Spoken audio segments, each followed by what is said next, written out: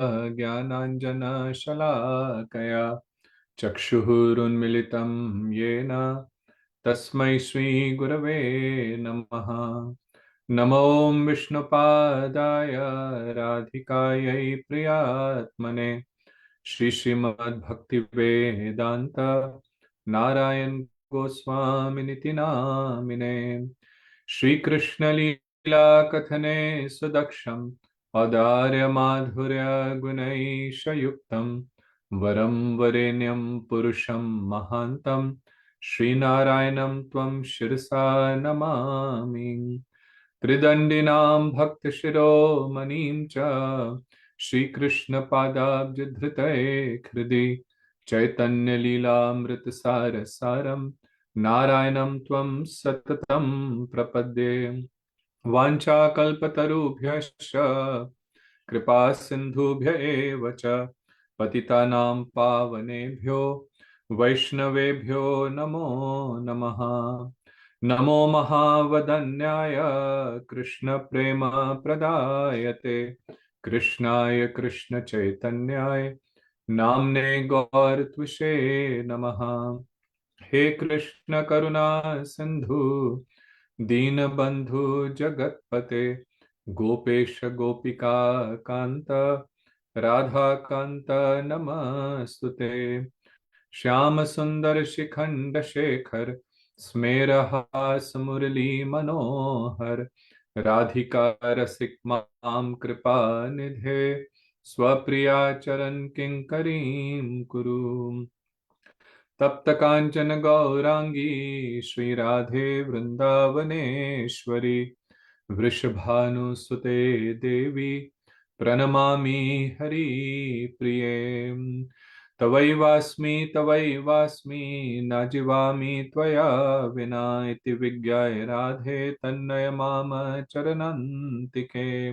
भक्त्या विहीनापराधलक्ष्यै क्षिप्ताश्च कामादितरङ्गमध्यै कृपामयि त्वं शरणं प्रपन्ना वृन्दे नमस्ते चरणारविन्दम्। जय श्री कृष्ण चैतन्य प्रभु नित्यानंद श्री अद्वैत गदाधर शिवासादि गौर भक्त वृंद। हरे Krishna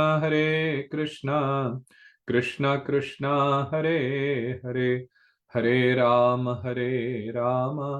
Ram Ram Hare Hare.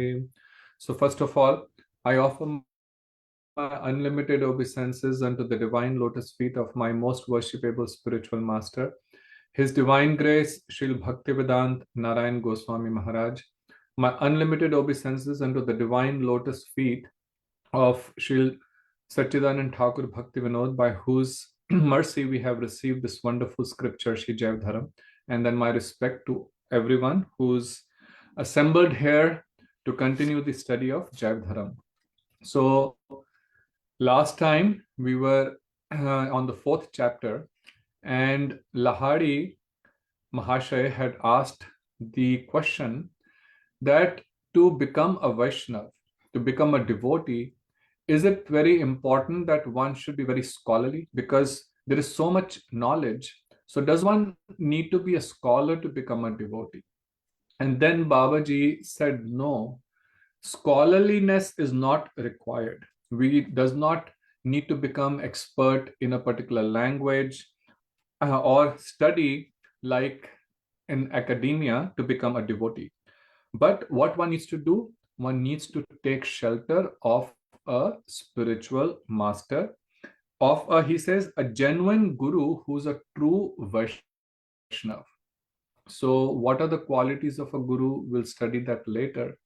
But he's saying someone who's just not a namesake Vaishnav, but someone who actually has the qualities of a Vaishnav and who's a genuine guru, meaning someone who has the eligibility of becoming a spiritual master, who is not a guru just because he wants to be in that position, who's just a very scholarly person, is able to recite the verses very nicely. That is not important. Our Param Gurudev, the spiritual master of our Gurudev Narayan Maharaj, so Bhakti Pragyan Keshav Goswami Maharaj, He was a great scholar, very great scholar, but he was not so much into chanting verses. So he hardly ever would quote any verses.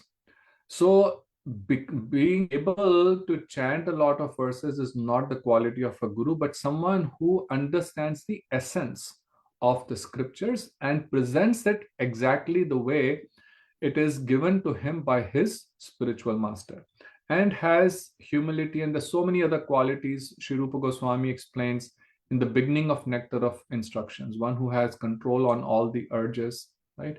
So like this, someone who's a genuine guru, one should take shelter of such a person because he can impart the knowledge of Sambandh Gyan, and he says by his words and behavior. So this is what we were discussing last time, that we take instructions or we learn from a guru, from a Vaishnav, two ways. One, by their words, by listening katha from them, by inquiring from them, we learn.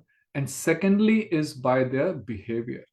And learning from behavior in our beginning stages of bhakti is actually even more powerful.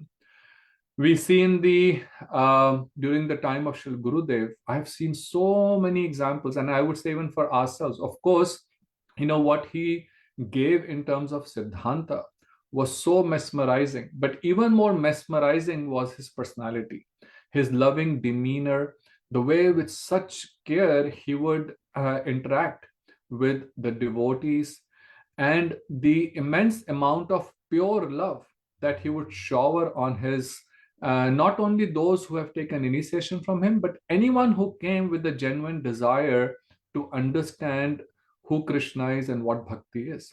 So when he was in Mathura, and that's what enchanted me so much when I met Gurudev, a very simple, small room he would be, and many people from Mathura would come to visit him all the time, and he would interact with them in such a loving way, inquiring about their home, and sometimes they will come and share with him their family problems, and just like their guardian, like their family member, he would give them solace and give them so much nice kind words. So how the Vaishnavas interact with each other, with others, their demeanor, their passion, that is even more full of instruction. So he says that this is known as Diksha and Shiksha, initiation and instructions. So this is where we finished last time. So we continue. And as we go along, if you have any questions, feel free to ask. So now Lahadi Mahasaya, he says, when one receives Diksha, when one receives initiation and Shiksha, what should one do after that? So very important section for anyone who's aspiring to become an initiated devotee. So Babaji says that one should maintain virtuous conduct and perform Krishna bhajan. So very important that when we take initiation, and this is part of that ceremony, when one accepts the spiritual master, he commits or he takes a vow to follow 4 specific regulative principles. You all know: no meeting, no intoxication, no gambling, and no illicit relationships. Because if these things, even though they have become norm in our Western or today's society, people feel that this is, to be a very advanced doing all of these things. But in fact, just to be called a human, what to talk of being called a Vaishnav, even to be humane, even to be human as per the Vedic scriptures, right? One has to follow these 4 principles. At the start of this Kali Yuga, when Kali, the deity of this age of darkness, when was trying to enter the kingdom of Maharaj Parikshit, by his power, was, pushed the Kali out. But Kali said, please give me 4 places where I can stay. And these were the 4 places: a place where a slaughterhouse, where gambling is taking place, or where there is prostitution, or where there is intoxication, right? So he said, these are the places you can stay. So meaning the ignorance is in these things. So to be virtuous, we should first follow the regulative principles and perform Krishna bhajan. He says this is known as Abhidya Tattva. So far he has been explaining Sambandh. Sambandh means relationship. Now, how do we understand that relationship? It is through the process, and that process is called Abhidheya. So he says it means so that we can achieve the ultimate goal of Krishna Prem, and this has been described in the scriptures.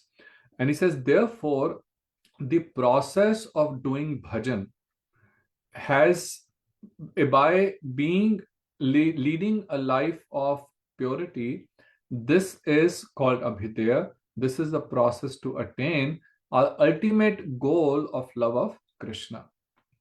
So hearing this, Lahadi Mahasaya says that I have taken shelter at your lotus feet, and your sweet, beautiful words, they have, I am understanding what Sambandh Gyan is, what is my relationship with the Supreme. And it is amazing that simply by associating with you, simply by hearing these nectarian words from you, he says all the deep-rooted sanskars, which means mental impressions that have been caused by identifying with my caste, education, and training, have been dissolved by your mercy. So, see, this is something very amazing. And this is why bhakti is so much more powerful than any other process. In the process of dhyan yoga, any type of meditation that you do, one has to artificially try to control one's senses. Many of these processes are, based on severe austerities. And of course, in many, they don't even talk about rising above the attachment of our bodily conception. And one stays rooted in this false identification that I belong to a certain caste, a certain community, I'm highly educated, highly wealthy. All these are designations. All of these are designations, which is called upadhi. So as long as we stay in these designations, that natural love for the Lord and or the pure designation that I am his eternal servant does not arise. And giving up these designations is not easy, right? Because we are so deep rooted into these designations. So he says, now how does that go away? So he says, I'm amazed that these designations, meaning these things that I was so proud of, I used to identify myself, and I used to be very proud of, oh, I belong to a very high caste. I'm a very educated person. I am a very great singer, a great musician. But he says all of these things are going away, meaning that I have no more attachment for those designations. Why? Because now I'm becoming more attached to bhakti, the process of devotion, to associating with you and all your nectarian words. And we have seen this so much in our, practically, that this happens. So bhakti, therefore, is a very natural process, simply by the process of bhajan that he will explain, without doing anything else artificially. Slowly, slowly, slowly, yes, it may take some time depending on how sincerely we are committing ourselves to the process.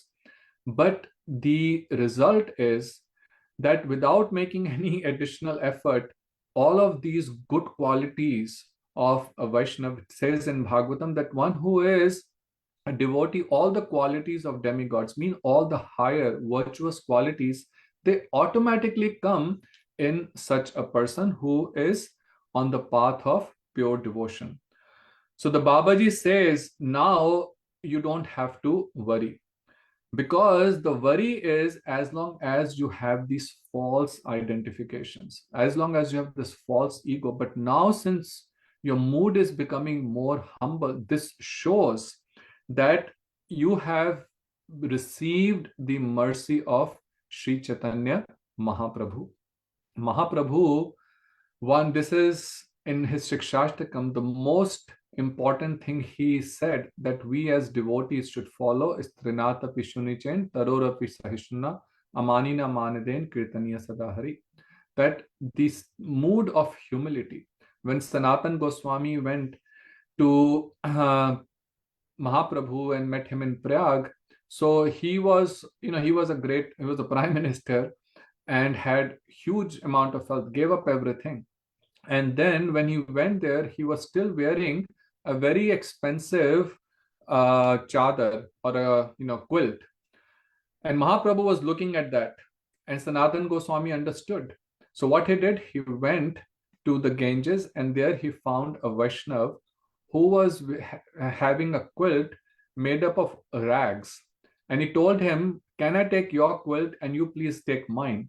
And he, of course, happily exchanged, but was wondering, why would someone give me such an expensive quilt and take mine? But Sanatan Goswami took that, and when he came back to Mahaprabhu, Mahaprabhu now was very, very happy. And in Chaitanya Charitamrita, there's a beautiful verse where Mahaprabhu says, Tar danya dekhi shuni pashan vidare, ami tusht haiya tabe kahilon dohare.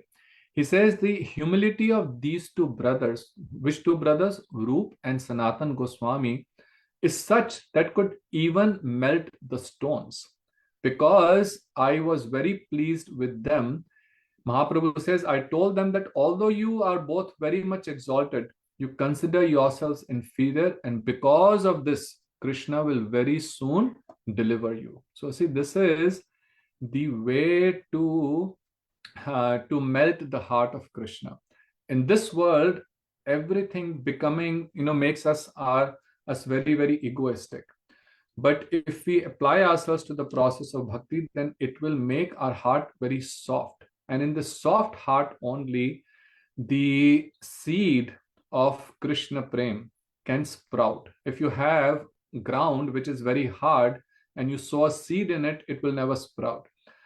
But when the soil is soft and then you put the seed in there, then it will start sprouting. So he says, you have received the mercy of Mahaprabhu, and this is because why you have become so humble. And he says, Sadhu Sangh, association of the devotees, is the only means of deliverance for the jivas from this world. How do they deliver? By mercifully imparting spiritual instructions. He clearly says this is the only means, meaning except for association with sadhus, there is no other way to become free from the entanglement of this material world. Not by the process of yoga and not by the process of meditation, any other type of austerities. In Ramcharitmanas, written by Goswami Tulsidas, where the pastimes of Lord Sri Ram are described, Goswami Tulsidas says, Guru bin sab bhav nidhi tare na koi. Guru bin bhav nidhi tare na koi. Bhav nidhi means the ocean of material existence. Nobody can cross this material ocean without the mercy of Shri Guru, without the mercy of Vaishnavas. Jo viranchi sang karshan ho. He says, even if Lord Brahma or Lord Shankar, even they without the Guru cannot attain Krishna. So he's saying, and just like in an ocean, if someone is drowning in an ocean, the only way for him to come out is if someone throws a rope at that person, because the ocean is so vast. You cannot swim through an ocean. But if someone is on a boat or on a ship and throws a rope to that person and he holds to that rope, then with that rope, he can come out of the ocean. So similarly, this Bhavanidhi means this ocean of material existence. Only by the association of pure devotees, one can become free from that. So he says the sadhus, they mercifully teach how to do bhajan.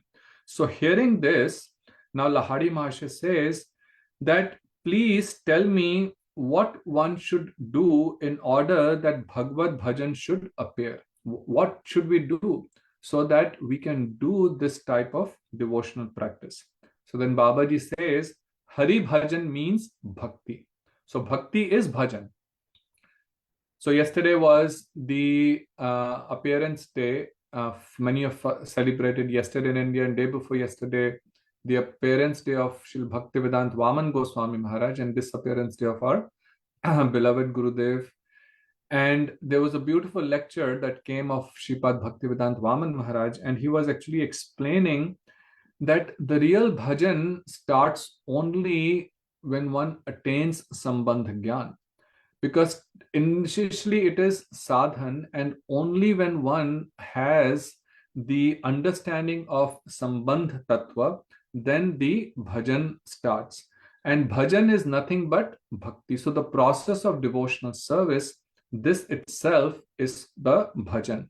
And he says there are three stages of this. What are those three stages? The first is sadhan, and then after that there is bhav, and then there is prem. This will be explained in great detail in the second and then further in the third section of Jaiva Dharma. Here only very briefly it's being described.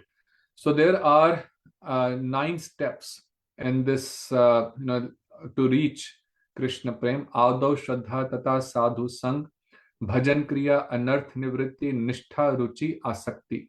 And then comes Bhav. So first, by performing sadhan, by performing devotional practices, then one attains Bhav. Bhav means that emotion. In the beginning, there may not be necessarily any emotion of love towards the Lord, but then slowly, slowly that Bhav arises, and then Bhav only then transforms to pure love in its mature state. So he says these are 3 stages. Vishwanath Chakravarti also describes this in Madhurya Kadambini. There is sadhan bhakti, bhav bhakti, and then prem bhakti. So hearing this, Lahadi Mahasaya says, please explain this further. What are the different types of sadhan and how they are performed? And then Babaji Mahasaya, he says that the process of bhakti has been described in detail in our scriptures and in Srimad Bhagavatam. So 9 Navada Bhakti, or the 9 processes of bhakti, are described, and this is in the instructions of Prahlad Maharaj. So he says Shravanam Kirtanam. So in fact, before we go to this, so there are 64 limbs of bhakti that are described by Sri Rupa Goswami in Bhakti Rasamrit Sindhu, Nectar of Devotion. And Sri Vishwanath Chakravarti Thakur describes this in his summary of this book, which is called Bhakti Rasamrit Sindhu Bindu. So at the temple, if you remember, we went through all the 64 limbs over the last almost year and a half. We've been going through them one by one. So out of those 64, 9 of them are considered very important, and these are described by Prahlad Maharaj in where he is speaking to his father Hiranyakashipu. He says, Shravanam, Kirtanam, Vishnu Smaranam, Pada Sevanam, Archanam, Vandanam, Dasyam, Sakhyam, Atma Nivedanam. So what are these 9 processes? Shravanam means hearing, Kirtanam means chanting, Vishnu Smaranam means remembering, Pad Sevanam to serve his lotus feet, which going to the temple or going to a place of a devotee or circumambulating the temple, all of this is considered Pad Sevanam. Going to a holy places, all of this is considered Pad Sevanam. Archanam, so like we do Aarti of the deities, that's called Archanam. Vandanam, chanting many prayers. Dasyam, with the mood of servitorship to serve the Lord. Sakhyam, in the mood of friendship. And Atmanivedanam means to completely surrender in all forms. So he says these are the 9 types of sadhan. So, and then he describes there is one special characteristic that sadhan bhakti is of 2 types. One is called Vaidhi and the other one is called Raganuga. And the next, some questions will be related to this. And this is a very important part of bhakti that have to be understood. Many times devotees get confused about it, about what is Vaidhi Bhakti and what is Raganuga Bhakti and what we should follow. So Vaidhi Bhakti is when we have greater respect for the instructions of the rules and regulations. So our process of bhakti that we are performing, the impetus for that is to follow the rules and regulations described in the scriptures. Whereas in Raganuga Bhakti, the process of sadhan, it's impelled more by the spontaneous love for the Lord. So now the question arises that are these both independent or is there a relationship? And the important point to understand is that there is a relationship. And the relationship is what? That Vaidhi Bhakti should lead to Raganuga Bhakti. And if you remember, we had described, I think it was in the last chapter or the third chapter, where when Sannyasi Mahasaya was asking, or when Sannyasi Mahasaya was explaining, remember when Lahadi Mahasaya in the last chapter had asked that question, and he had explained in great detail that the two types of tendencies people have. One is called where one follows the rules and regulations, and the other one is when one performs bhakti out of spontaneous love. But what is our goal? Our goal is to achieve that spontaneous love of the Lord. But to achieve that spontaneous love, we have to be in a state of purity.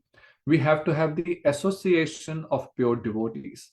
And he had described that since that is very rarely achieved, and most of us in the conditioned state are in a stage where we don't have that spontaneous love for the Lord because we still have so many anarthas, unwanted desires from many, many previous lifetimes. So therefore, majority of us have to start the process by following rules and regulations. And that is why he had described Varnashram Dharam has been explained, many different rules and regulations have been described in the scriptures.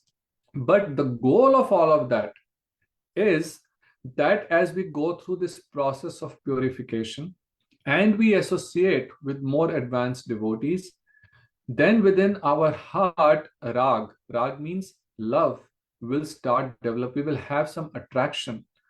For now, how do I actually develop that mood of loving devotion to this? So there is devotion and then there is loving devotion.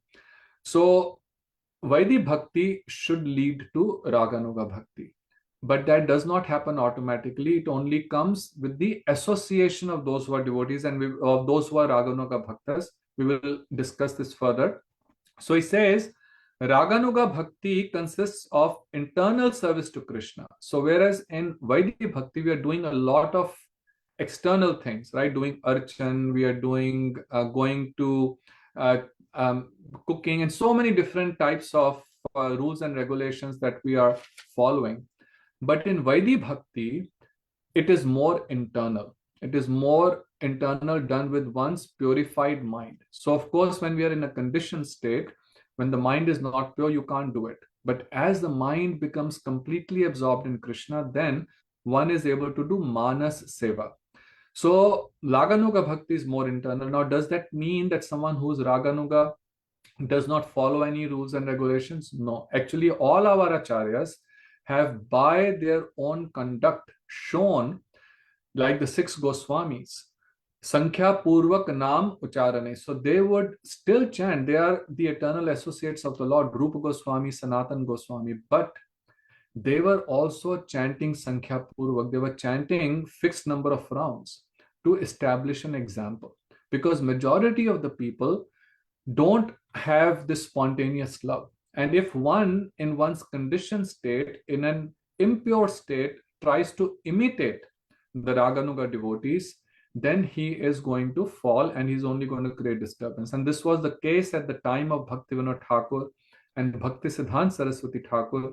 And Bhakti Siddhanta Saraswati Thakur, Prabhupada, who established the Gaudiya Mutt, he very, very fiercely preached against these so-called Raganuga Bhaktas, the Babajis at that time, and who will give, Gopi Mantra, anyone who has come, not even following all the rules and regulations, even doing all kind of abominable things.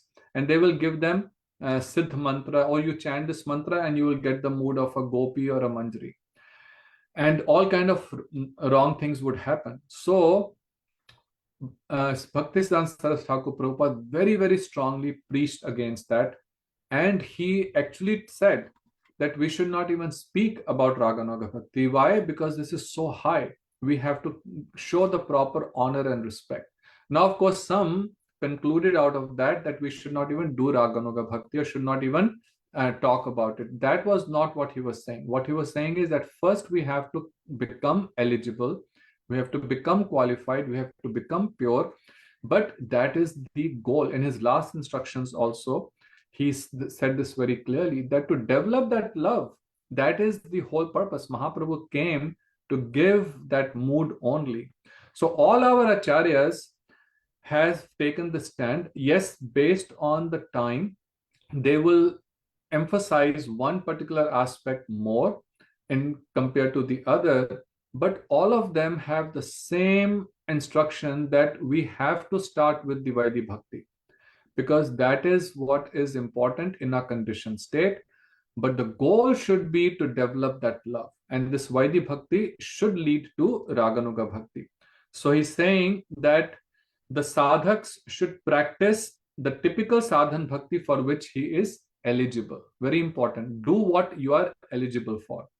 So then Lahari Mahashay asks, what is adhikar? How is adhikar or eligibility determined in regard to sadhan bhakti? So there are two types of sadhan bhakti, Vaidhi and Raganuga.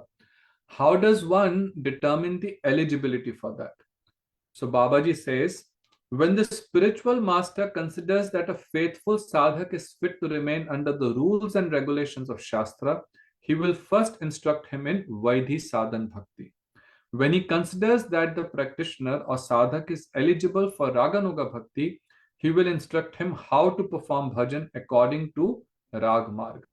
So he says the spiritual master will give this instruction, understanding the eligibility of the disciple. And the disciple should respect that. Now, here the important thing to understand is that the guru should also be genuine, not like those Babajis even today. And there are some Babajis, at Radha Kund, if you go, and many times devotees actually get distracted by them. So our acharyas have very strongly cautioned that be very careful. It seems very enticing. Oh, they are going to give me some mantra, and by that mantra, and not by following the regulative principles, I can attain Gopi Bhav. No, it is not that cheap.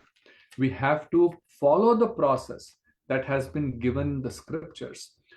So he says that the spiritual master will determine your eligibility, and all our acharyas, right? They all go through the same, as I was saying. They will first instruct that first take Harinam initiation, follow these four regulative principles, start chanting the holy name, associate with the devotees, do service, and slowly as you become more qualified, then through the association, slowly this mood of rag will develop in your heart. So then Lahari Mahasaya questions that how is adhikar recognized? Adhikar means eligibility. See, just like when we go to take admission for a certain type of course, one has to become qualified for or eligible for it. So some test is performed whether you are eligible for it or not. So similarly, the guru determines one's eligibility. Now, in very rare cases, there may be someone who's very advanced. And we also have seen in the cases of Prabhupada Bhaktisiddhanta Saraswati Thakur, even in the case of giving initiations, same thing with Bhaktivedanta Swami Maharaj, that sometimes they will not give initiation to someone right away. They will tell that person, oh, keep coming, keep doing the seva, and then after 1 year, sometime they will give initiation. And they will just give the beads for you to chant, and then wait for 1 year, 2 years or more, and then give you Diksha mantra. And then in some cases, some people take sannyas. But sometimes a devotee has just come, and within no time, they will give them Harinam as well as Diksha or the Gayatri mantras immediately. So that is determining the eligibility. Now, sometimes it is done incorrectly, but our acharyas have done this very cautiously. So this is the determination of the eligibility. So he says, how is adhikar recognized? So he says, one is eligible for Vaidhi Bhakti when one desires to worship Sri Hari according to the rules and regulations. and has not yet experienced the principle of spontaneous attraction. Spontaneous attraction means what? That just like, for example, towards your child, right? You feel spontaneous love. Or, for example, you like to listen to some music, you spontaneously gravitate towards that if that music is playing someplace, right? So spontaneous means that nobody has to force you, right? Nobody has to push you to do that. So when that spontaneous love means when our mind will spontaneously flow towards Krishna, when without someone telling us, right now when we have to chant the holy name, we have to say, oh, I have been given this instruction to chant 16 rounds every day. So we will chant 16 rounds, and as soon as the 16 rounds are completed, we keep the mala on one side. Now we are doing other things, right? So why? Because right now we are doing it simply to follow the instruction. But when that spontaneous love happens, then we will, without anyone telling, and when 16 becomes 32, 64, and even if we don't are chanting on the beach, you're still constantly chanting in your mind. So that is when it is spontaneous. And spontaneous thing gives a lot of bliss, right? So when you do something out of spontaneity means that has become your natural, or that has become your nature. It feels very natural, right? Right now the chanting of the holy name may not appear natural, but when the taste develops, when that ruchi comes, then that spontaneity starts manifesting. So he says, but when when a spontaneous inclination for Hari Bhajan has awakened, Hari Bhajan means Shravanam, Kirtanam, chanting, hearing Hari Katha. So when a spontaneous inclination for this has awakened in your soul, then he does not wish to be subservient to the rules of scriptures in the worship of Sri Hari. Now, this is a very elevated stage, and therefore this has to be, and when he's saying spontaneous, meaning sometimes such devotees like Pujyapat Bhakti Pramod Puri Goswami Maharaj, he would be so absorbed in worshipping his deities that he will forget how much time it was. See, when we worship with rules and regulations, or you have to finish the puja within a certain time, you have to chant these mantras, you have to do this, you have to do that. It is very regimented, right? And most of us will do it that way. But someone who's completely, he would be so absorbed sometimes in doing his worship of his Thakurji, his deities, that he'll go for hours and hours. Sometimes when he was chanting his Gayatri mantras, he would be so absorbed. Most of us will finish it in 10 minutes, but he would sometimes take a much longer time. Why? Because he was actually so absorbed very spontaneously in relishing their pastimes. I think last time also I was saying Bhakti with our Pujyapat Bhaktivedant Vaman Goswami Maharaj.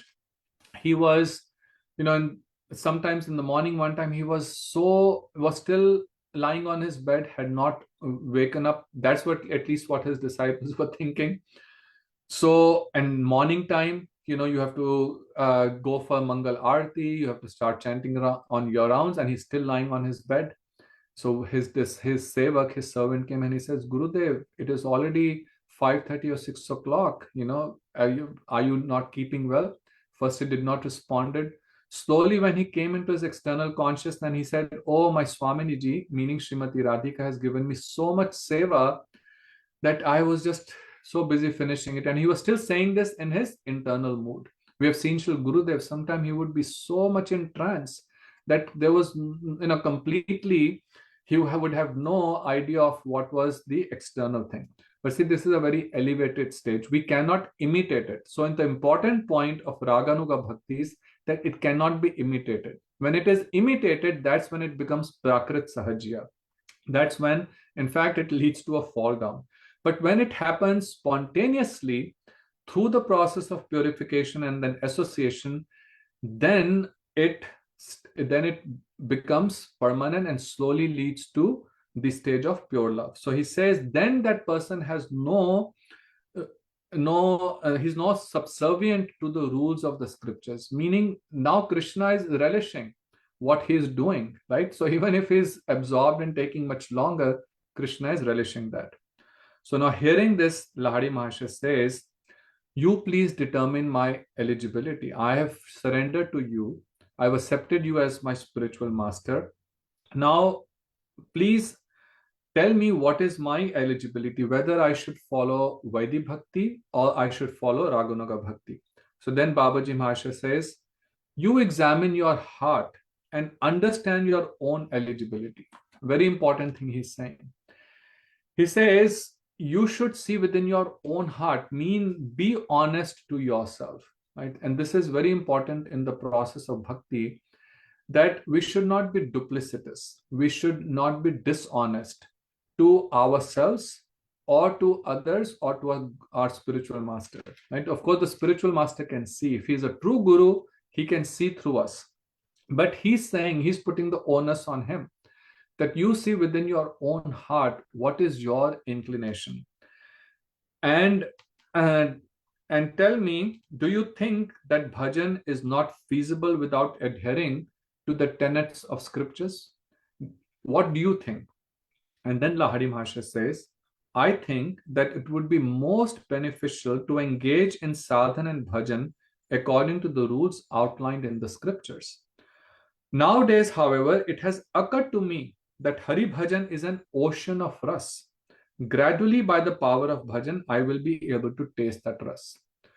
So he's very honestly saying, I've always held this idea that we should perform as per the rules and regulations that are given in the scriptures. And that's what I still feel, that that's how the process of bhajan should be performed.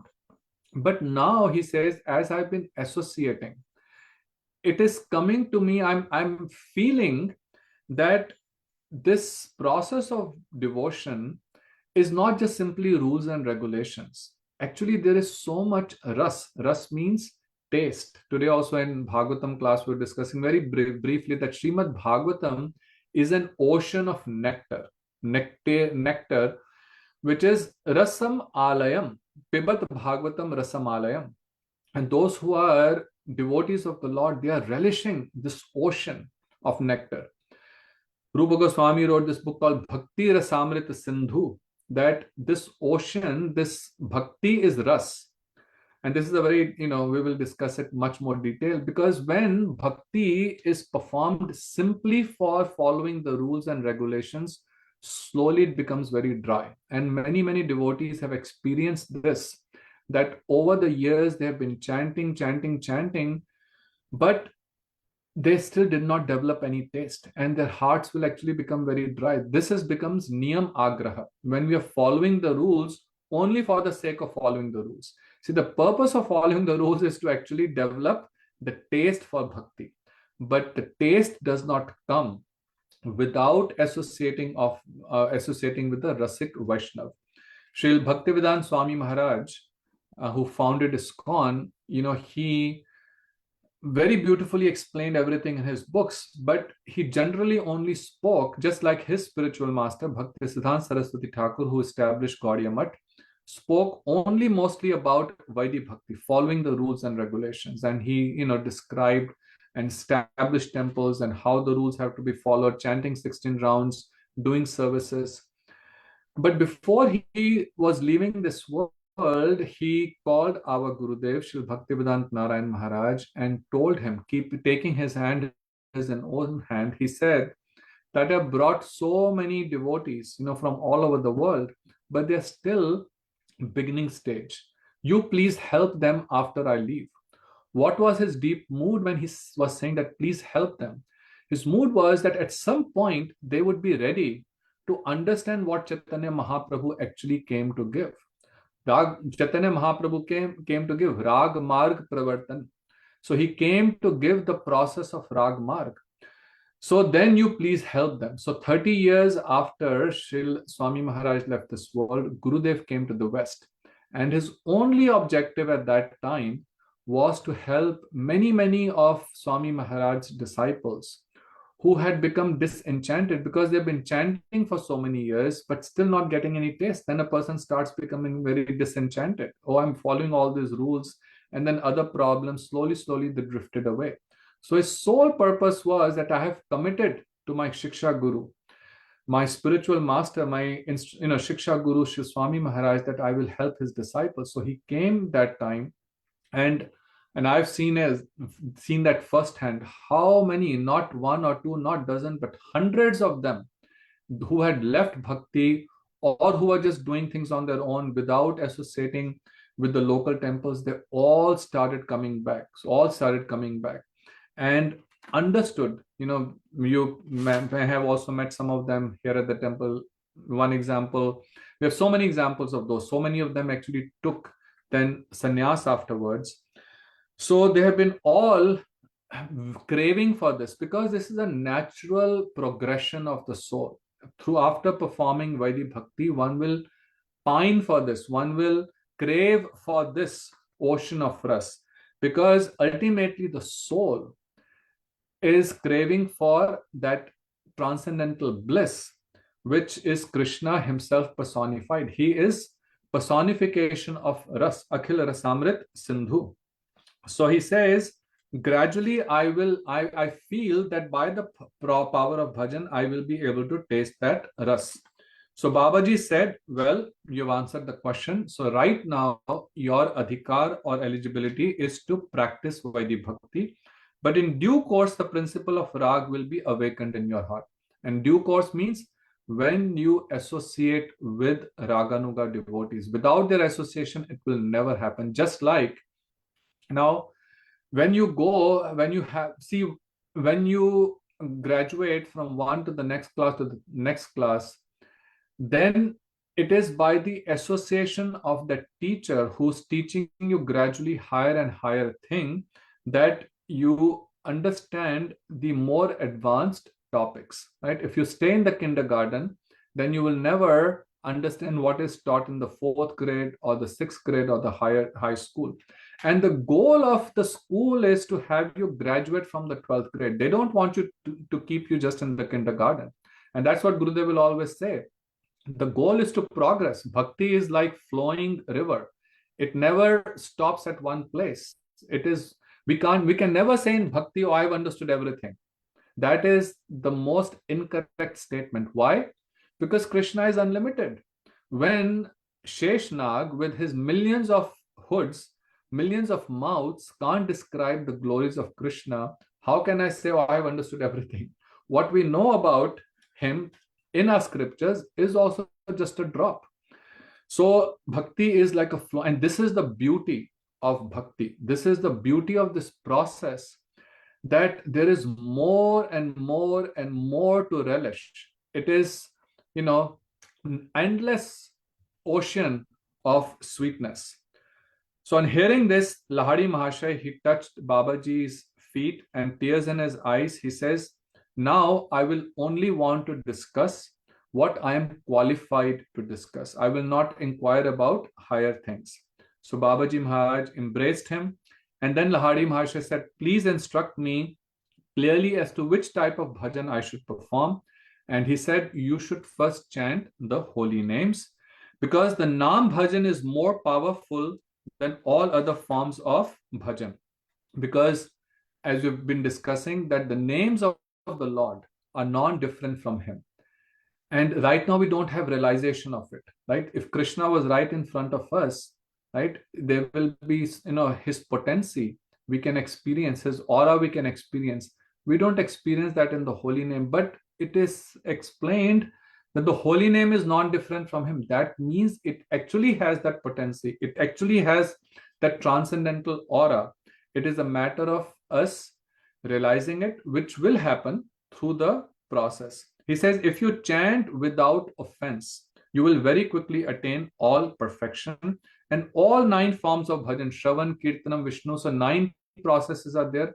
Out of those, 3 are the most important, which is Shravanam, hearing, chanting, and remembering. And of those also, chanting, because chanting includes everything within it. He says, as one chants, one also remembers the pastimes of Hari. One is hearing, one is remembering within one's mind, serving the lotus feet, worshipping him, offering prayers. So all of this is included within the chanting of the holy name. Now, hearing this, Lahari Mahashay is becoming more and more, his craving for that bliss is increasing. He's craving for starting the process of chanting. See, so far he would chant before also. He was a great singer. Remember, in the last time we had seen that on his, with beautiful many rags, he will chant the kirtans. But he had not heard the holy name. He had not officially received the Harinam from Gurudev. So he said, please bestow your mercy to me. And then Babaji told him, you should chant the holy names without offense. Hare Krishna, Krishna Krishna, Hare Hare, Hare Ram, Ram Ram, Hare Hare. And then he placed a Tulsi Mala in Lahadi Mahashaya's hand. So he basically gave him Harinam initiation. In those days, Harinam initiation was the only initiation given. In fact, that is the most important initiation. But Sri Bhaktisiddhanta Saraswati Thakur Prabhupada, he established the process of Diksha, which is taking the Gayatri mantras. And there is a reason why he did that, because in our conditioned stage, we are not able to chant the holy name purely. So by chanting the Gayatri mantras, that Sambandha Gyan, that mood of relationship awakens in our heart when we chant those mantras, understanding the meaning. And then our chanting of the holy name also becomes purer. So he established this process of giving the sacred thread. And that's why also the Babajis at that time became very against him. But he was a very powerful acharya, and he established the proper process by which we can, without becoming, imitators, without becoming sahajiyas, we can progress in a very proper and a regulated way on the path of bhakti. And so Lahadi Mahasaya has, as he received the holy name and as he started chanting, he was so much overwhelmed with bliss and that he almost fainted. Babaji Mahasaya held him. And when he regained his consciousness, he said, today I'm experiencing bliss, which I had never experienced in my life before. So like this, he took Harinam initiation, and then he was staying in that kunj. He would constantly chant the holy name. He would apply the tilak at 12 places every morning we apply, and by chanting the mantra. So he started following all the rules and regulations of Vaishnav etiquette, of the process of Vaidhi Bhakti. And every day he would offer obeisances to the Vaishnavas. He would offer obeisances to Premhans Das Babaji. And every day he was chanting 2 lakh holy name, which means 128 rounds he was chanting every single day. So, and this was helping him becoming more and more clear about the Vaishnav Siddhanta. So far he had understood what is Sambandh Gyan, what is Abhidya, what is the process. So one day after offering Danvat Pranams obeisances to Vaishnav Das Babaji, he inquired that, Prabhu, can you explain what is Prayojan Tattva? Prayojan means what is our goal? And again, this will be explained in great detail in the second part of Jaiva Dharma, where Dashmul is explained. But here again, Sri Bhaktivinoda Thakur is just giving a synopsis, a very brief understanding of what is Prayojan Tattva. So he says that the Jiva's ultimate goal is Prayojan, Krishna Prem. So see, this is an important thing to understand. And Krishna Prem can only be received through Raganuga Bhakti. So therefore, that is the ultimate goal. When one practices sadhan constantly, bhav eventually manifests. So sadhan leads to bhav.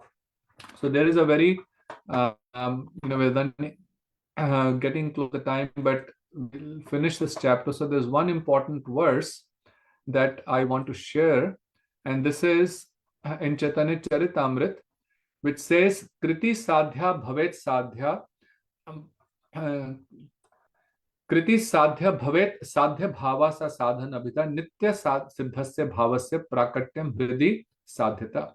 So he says, this is the definition of sadhan bhakti given by Rupa Goswami. We will again discuss this in detail later on.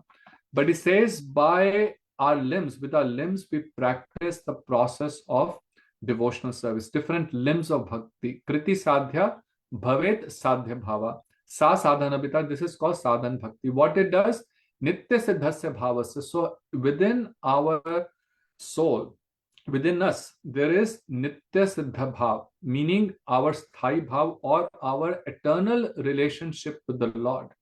That by the process of sadhan bhakti, it starts manifesting within the heart. And but how it manifests? It manifests only when we attain the mercy of those devotees who have received that transcendental love from the eternal associates of the Lord. So our Guru Varga, who are coming from the spiritual world themselves. So he says this bhav will eventually manifest, and then bhav, when it is developed and complete, is called prem. Prem is the eternal function of the jiva, his eternal wealth and his eternal goal. Only in the absence of prem does the jiva undergoes various sufferings in the material entanglement. Such a beautiful thing he is saying. He says all the sufferings that we experience is only because of lack of that true pure love that we have. When one starts experiencing it, well, experiencing is a distant thing. It is explained by our acharyas that even nam abhas, even that, just like when the sun starts rising, even the first rays of the sun starts dissipating the darkness. So similarly, when that first mood, even at just a semblance of bhav, of transcendental emotion arises in the heart, then he says it starts dissipating the darkness. One starts experiencing that bliss, and then all the material suffering goes away. That's why Rupa Goswami says right in the beginning of Bhakti Rasamrita Sindhu, when he's describing, he says, Kleshagni Shubhada, that all our kleshas go away. Now we'll say, oh, we are not experiencing, all my material miseries are going away, because right now we are still in the initial stage. But as one experiences and rises above this material identification, then even though the klesha will come, see, many times the misery is more in the mind than the actual misery. So when one starts relishing that internal happiness, then the external, the klesha or the miseries are all external. Then they don't, they don't make that person miserable anymore. So he's saying that only because of the absence of that pure love, we suffer all the sufferings. There is nothing greater than prem, for Krishna is controlled only by pure love. Prem is the complete spiritual tattva. When anand or spiritual ecstasy becomes extremely thick and condensed, it is known as prem. So a lot of important meanings in these sentences. You know, Jaiva Dharma is such that we can, even every sentence, we can spend a lot of time understanding and discussing it. But again, as I said, this will be explained in great detail later on. But the point, most important point to understand at this point is that the prayojan means to attain the pure love, not Krishna, but love for Krishna is our goal. So then Lahadi Mahashaya, now we also sometimes would wonder, well, is it even possible for us to achieve it, right? And that's exactly what comes in Lahadi's Mahashaya's mind. Can I become a fit candidate for receiving this? And Babaji embraces him and he says, yes, of course. In just a few days, you see how you have already started by chanting the holy name. Already some bhav is developing in your heart. And very soon, Krishna will certainly bestow his mercy upon you. And this faith we have to have in bhakti. Because when you sow a seed, if you give it proper nourishment, it is certainly is going to sprout. Now, it may take some time in certain cases, but it will certainly sprout. The saplings will come out. And if you protect it properly, then it will certainly grow into a tree on which beautiful, delicious fruits will manifest. Right? So similarly, he says, yes, you will certainly receive Krishna Prem. So hearing this, Lahadi Mahashaya became choked up with bliss and rolled on the ground at Babaji Mahashaya's feet, explaining, there is nothing except Guru. So now he's seeing, see, so many people in the world give us so many things, and we are very thankful to them, right? From our parents, from our siblings, from many people, we receive so many things. We should always have the mood of gratitude towards everyone. But the greatest gratitude is towards the person who shows us the real path, that what is the real purpose of life. We have been, groping in darkness. We have been in this darkness for millions of lifetimes. Just imagine how fortune it is that in this life we have come to this understanding. So he said, therefore he's saying there's nothing except Guru. And in fact, one slowly understands that my greatest benefactor is the Guru and the Vaishnavas. He says, and then he's lamenting, what was I doing all this time? And I know many, many devotees, they share this experience, because as they start understanding and relishing the process of bhakti, then they feel, oh, where were we? Where were we? What were we doing all this life? But the truth is, at any point we start, compared to the life that we have spent, in this life, at whatever point we come into contact with devotees, that's a great start. But that mood of lamentation should be there. Why? Because then we will use the time that we have left in our life very judiciously. We will not waste it. He says, Gurudev, you have mercifully rescued me from the dark well of sense enjoyment. Therefore, we are always, always, always at the lotus feet of our Guru Varga. Therefore, in the morning, even if we can't chant anything else, any other prayers, one prayer we should always chant is Guru Ashtakam. Sansara dava nalali dhaloka tranaya karunya ghana ghanatvam praptasya kalyana gunarnavasya vande guru shri charanarvindam. Chanting this 9 Guru Ashtakam, and the last one is the importance of this chanting Guru Ashtakam. So every devotee takes about 5 minutes, but all of us in the morning, before we start chanting or do anything, at least at a minimum, chanting Guru Ashtakam, because it is only by the realization of how my Guru has pulled me out from this ocean of darkness, and when we maintain that mood of gratitude, always offering prayers to them, that we can continue on the process of bhakti. So this, here we finish the 4th chapter, which is titled Vaishnava Dharma is Nitya Dharma. So we'll stop here, and let's see if anyone has any questions. I know there was a lot to absorb today. So, but if anyone has any question, we can discuss that.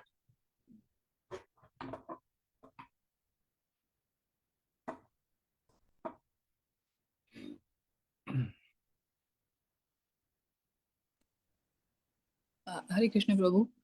Hare Krishna. So this hearing is more important or chanting is more important? Because it's a good question. Yeah, I have heard that hearing. Yeah. Yeah, so that is what I wanted to check with you. Yes. So very good question. So see, hearing, of course, in the beginning, hearing is important, right? So now, because without hearing, we will not even understand what is the process of bhakti. But upon hearing, and hearing is a continuous process, see, all these 9 processes of bhakti have to be followed. But when kirtan or chanting of the holy name is described, that is the most important, because by chanting, this is when we start the process of bhajan, when we start following because first we have to understand what is the Navda Bhakti, what is the process of bhakti. So therefore, without hearing, we cannot understand it, right? But as if one is not able to do anything else, you cannot probably listen to Harikatha all the time, right? But you can chant the holy name all the time. So therefore, chanting is the only out of the 9 process of all the 64 limbs of bhakti also. The holy name is the only thing that you can do at any time, in any condition, in any state. Therefore, it is considered the most powerful. So therefore, what that means is, why it is said that this is the most important, that even if you can't do something else, right? You don't have someone from whom you can even katha, or you are in a state where you can't do anything else, but chanting is something you can do all the time. I'll give you an example. When in the beginning, Swami Maharaj's movement started spreading in Russia. So Swami Maharaj had gone there in 1972 to Moscow, and one devotee one Russian boy met him. So one of was the assistant or the servant of Swami Maharaj. He was just going out because this was the communist time, and there was a lot of restrictions. So he was only allowed to go to Moscow for 4 days and just to meet a professor. But see, this is a power potency of a pure devotee. So his servant went out to get something, and it just so happened that on the other side of the road there was two boys that were walking. One of them was the son of the Indian consulate general, or the ambassador to Russia, and then there was a Russian friend of his. And this Indian boy saw someone who looked like a sadhu because he saw someone wearing saffron clothes and with a shikha. So he crossed the street along with his Russian friend, and then he discussed. And this servant of Prabhupada, Swami Prabhupada, brought them to the hotel room, and they met Srila Prabhupada. And this boy, who was the Russian boy, became very enchanted, and he received the beads from Srila Prabhupada. He started chanting. After that, Srila Prabhupada left. He never came to Moscow. There was such strict rules, but this boy kept chanting. And the power of chanting was so much, he did not stop chanting. And then slowly, it's really amazing that how through many secret ways things were sneaked into Russia at times. And one time there was a book fair, BBT. This was after even Srila Prabhupada left. And there was a book fair, and they set up a bookstall, and Bhagavad Gita. And of course, nobody could buy the books there, but they were taken away from, they took pictures of those books. Long story, but what I met this devotee, Ananta Shakti Prabhu, I think that was his name. He was sent to concentration camp. True story, I heard from his own lips. They took away his beads. What he did, he just took some piece of cloth, made knots in that, and would chant, or he would chant on his mind. So he was in a stage, no association, but he heard just beginning from Srila Prabhupada, but so much faith. Can you imagine that one visit of Srila Prabhupada and that one meeting of that one boy with him transformed the entire country? Today, there are hundreds and thousands of devotees in Russia, not in dozens or hundreds, literally in thousands. I've heard that in Moscow, at all, there are close to about 10,000 initiated devotees, or even more. And Gurudev, when he went, thousands of devotees were coming. So the point I'm trying to explain, that chanting can be done at any time, right? So therefore, chanting is very powerful. But yes, equally important is hearing. And especially in the beginning stage, hearing is always important. It's not that, at some point we can say, oh, I cannot listen to Harikatha anymore. No, Harikatha we should always hear. Always. But chanting is something that you can do at any time. Does that clarify? Thank you so much, Prabhu. Yeah. Okay. Anyone else has any question? Okay, then thank you everyone for joining. Again, if you have any questions, please feel free to send those, and I'll do my best to answer the questions. And then we'll meet next time. We'll start the 5th chapter. Gaur Premanande Hari Hari Bol.